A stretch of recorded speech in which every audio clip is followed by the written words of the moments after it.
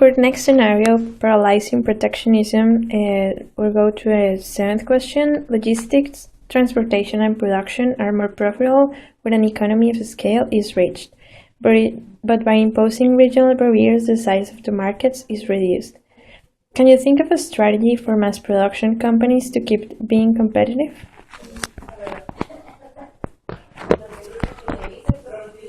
Well, yeah, we can think for a very small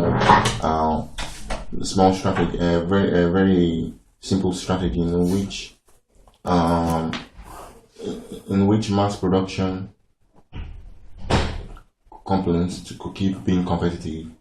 Yeah, because the most important thing they keep is the fixed costs. So the more they are able to reduce the fixed cost, the more they're able to remain competitive towards each other, or the more they share the same fixed cost, the more they are able, the competitiveness will remain in the market. So I think if the fixed cost remains the same and everybody have the same fixed cost, then they remain competitive. Okay, for the eighth question, the possibility to exchange goods and information from opposite parts of the world is what has made internet and e-commerce so popular. But with the imposition of protectionist barriers, how do you think these dynamics will change and adapt?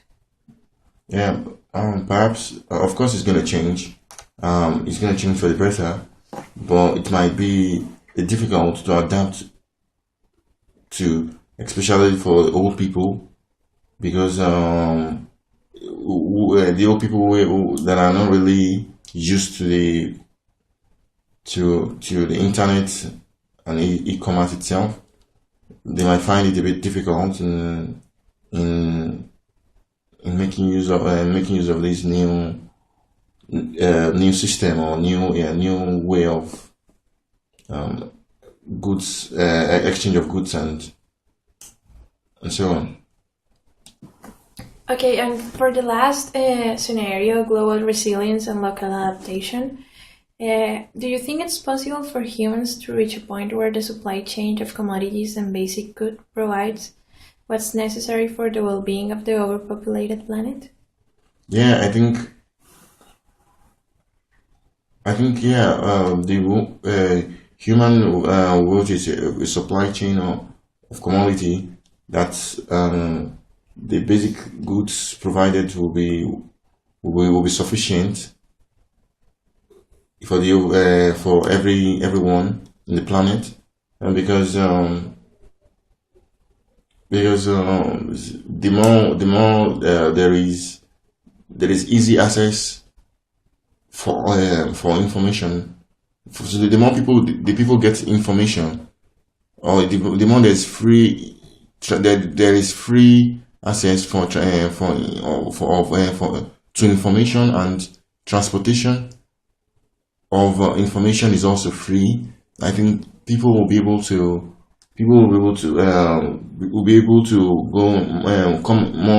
come into the market, and by doing so, there will be enough goods and services for the people. Because since they find it very easy in getting what they want, and they are able to getting what they want through the through internet and through internet and e-commerce, I guess it's gonna be I guess as time goes on, in the long run, that there will be enough goods for everyone in the planet. Okay, and the last question, how do you think internet will help to create production and logistics cooperation and conglomerates in the future? Can you identify phenomena that have already started to appear? Yeah, of course, we can see a typical example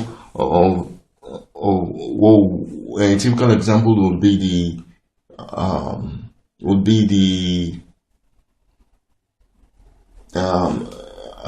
could be eBay, Amazon, all these